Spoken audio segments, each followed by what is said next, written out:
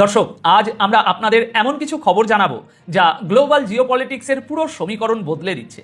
একদিকে আমেরিকার president Donald Trump ইরানকে এ যাবৎকালের সবচেয়ে বড় এবং ভয়ঙ্কর বোমা বর্ষণের আলটিমেটাম আবারও নূতন করে দিয়েছেন। অন্যদিকে ইরান আমেরিকার সেই প্রস্তাবের জবাব দিতেই সরাসরি অস্বীকার করেছে, জানিয়ে গত ভিডিওতে আমরা আলোচনা করেছি। আর এর মাঝেই গতকাল 6 মে রাতে হরমুজ প্রণালীতে আমেরিকার একটি অত্যন্ত দামি MQ-9 রিপার ড্রোন গুলি করে নামিয়েছে ইরান, যেখানে জড়িয়ে আছে সংযুক্ত আরব আমিরাতের নামও। সব মিলিয়ে মিডল ইস্টের পরিস্থিতি এখন কোন খাদের কিনারায় দাঁড়িয়ে আছে, আর এই সব কিছুর পিছনে পর্দার আড়ালের কূটনীতিটা কি, সেটাই আজ আমরা একদম লজিক্যালি বিশ্লেষণ করব।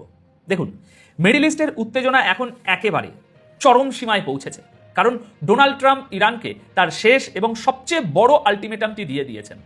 গতকাল 6 মে রাতে পাওয়া খবর অনুযায়ী ট্রাম্প একেবারে পরিষ্কার ভাষায় হুমকি দিয়েছেন যে ইরান যদি আমেরিকার নূতন প্রস্তাব প্রত্যাখ্যান করে তবে তাদের উপর এমন ভয়াবহ বোমাবর্ষণ শুরু হবে যা এর আগে কেউ কখনো দেখেনি। ট্রাম্প তার সোশ্যাল মিডিয়ায় জানিয়েছেন যে ইরান যদি এই চুক্তি মেনে নেয় তাহলে তাদের উপর চলা যুদ্ধ এবং অবরোধ অবিলম্বে তুলে নেওয়া হবে এবং এরপরেই হরমুজ প্রণালীর পথ ইরান সহ পুরো বিশ্বের জন্য খুলে দেওয়া হবে। কিন্তু যদি তারা রাজি না হয় তবে এইবারের হামলার মাত্রা আগের চেয়ে বহুগুণ বেশি ধ্বংসাত্মক হবে। দেখুন, আসল ব্যাপারটা হলো ট্রাম্পের secretary of state Marco Rubio সম্প্রতি দাবি করেছিলেন যে ইরানের উপর চালানো অপারেশন এপিক ফিউরির প্রথম ধাপ সফলভাবে শেষ হয়েছে এবং দ্বিতীয় ধাপ যে কোনো সময় শুরু হতে পারে। দর্শক, এর পেছনের আসল রাজনীতিটা একটু খেয়াল করুন। আমেরিকার আইন অনুযায়ী কোনো সামরিক অভিযান যদি 60 দিনের বেশি চলে তবে প্রেসিডেন্টকে কংগ্রেসের কাছে ভোটাভুটির মাধ্যমে অনুমতি নিতে হয়। যেহেতু আমেরিকান সেনেটদের অনেকেই ইরানের সাথে এই দীর্ঘমেয়াদী যুদ্ধের বিপক্ষে, তাই ট্রাম্প প্রশাসন চালাকি করে বলছে যে প্রথম অপারেশন শেষ, এবার নতুন অপারেশন শুরু হবে।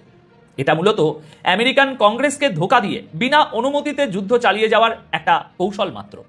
কিন্তু ইরান কি এই হুমকিতে ভয় পাচ্ছে? একদমই না।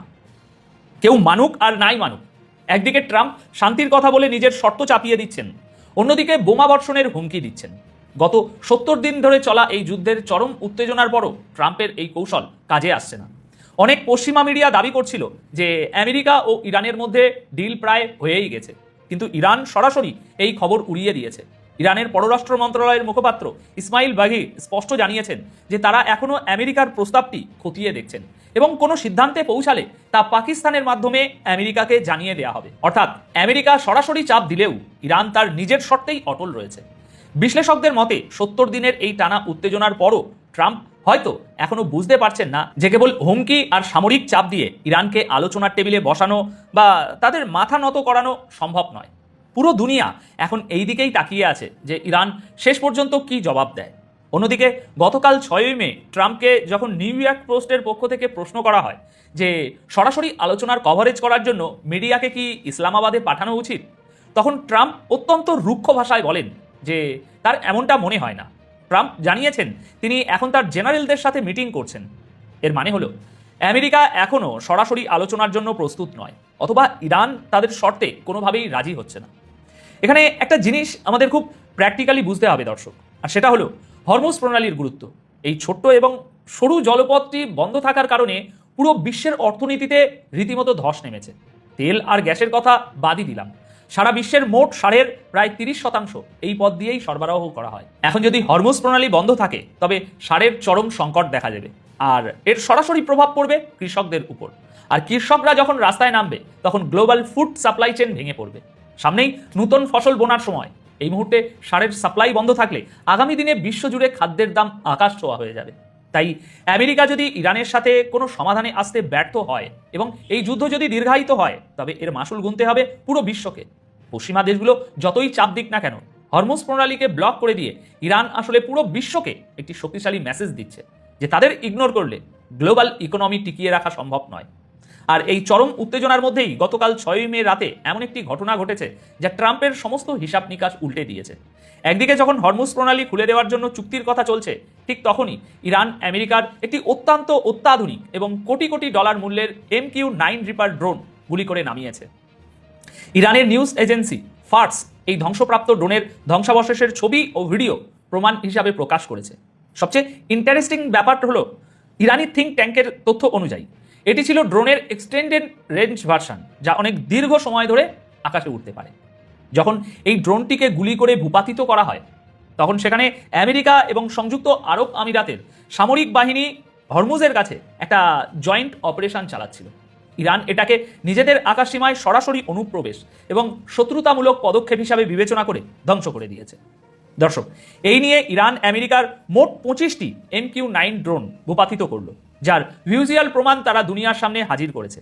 এই ঘটনা আবারও প্রমাণ করে দিল যে ইরানের র্যাডার এবং এয়ার ডিফেন্স সিস্টেম আমেরিকার যে কোনো উন্নত প্রযুক্তির নজরদারি ড্রোন বলুন বা বিমান ট্র্যাক করতে এবং ধ্বংস করতে মোটামুটি সক্ষম। ট্রাম্প যখন কিছুক্ষণ আগেই বোমা বর্ষণের হুমকি দিচ্ছিলেন, ঠিক তার পরপরই ইরান এই ড্রোন নামিয়ে আমেরিকাকে তাদের প্র্যাকটিক্যাল জবাবটি দিয়ে দিয়েছে। তাহলে দর্শক, আজকের এই পুরো জিওপলিটিক্যাল বিশ্লেষণ থেকে আমরা কি বুঝতে পারছি?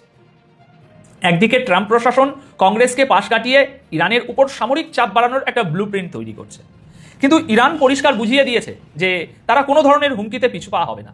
কোটি কোটি ডলারের আমেরিকান ড্রোন ধ্বংস করা বা হরমুজ প্রণালী অবরুদ্ধ করে রাখা এগুলো শুধু সামরিক পদক্ষেপ নয়, এগুলো হচ্ছে গ্লোবাল পাওয়ার পলিটিক্সের একটা বড় চাল।